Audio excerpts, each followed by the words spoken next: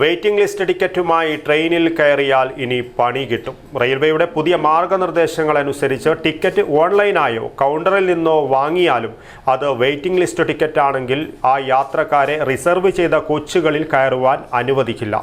കാത്തിരിപ്പ് ടിക്കറ്റുമായി യാത്ര ചെയ്യുന്ന യാത്രക്കാരെ അടുത്ത സ്റ്റേഷനിൽ ഇറക്കി പിഴ അടപ്പിക്കുവാനാണ് നീക്കം.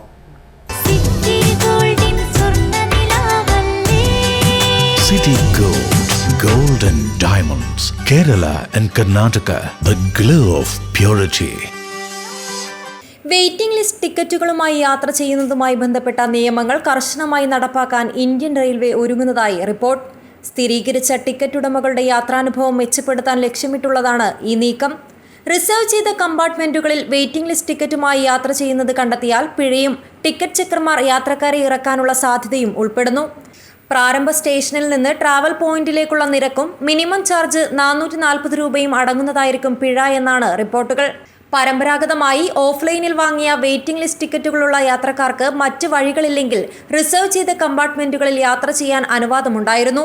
പുതിയ മാർഗനിർദ്ദേശങ്ങൾ അനുസരിച്ച് ടിക്കറ്റ് ഓൺലൈനായോ കൗണ്ടറിൽ നിന്നോ വാങ്ങിയാലും അത് വെയിറ്റിംഗ് ലിസ്റ്റ് ടിക്കറ്റ് ആണെങ്കിൽ ആ യാത്രക്കാരെ റിസർവ് ചെയ്ത കോച്ചുകളിൽ കയറാൻ അനുവദിക്കില്ല. കാത്തിരിപ്പ് ടിക്കറ്റുമായി യാത്ര ചെയ്യുന്ന യാത്രക്കാരെ അടുത്ത സ്റ്റേഷനിൽ ഇറക്കി പിഴ അടപ്പിക്കാനാണ് നീക്കം.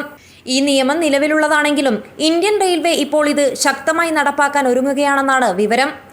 റിസർവ്ഡ് കോച്ചുകളിലെ തിരക്ക് സംബന്ധിച്ച സമീപകാല പരാതികൾക്ക് മറുപടിയായാണ് ഈ തീരുമാനം.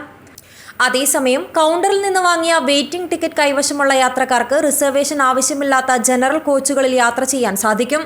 ഈ നിയമങ്ങൾ കർശനമായി നടപ്പിലാക്കാൻ ടിക്കറ്റ് ചെക്കർമാർക്ക് പുതിയ നിർദ്ദേശം നൽകിയിട്ടുണ്ട്.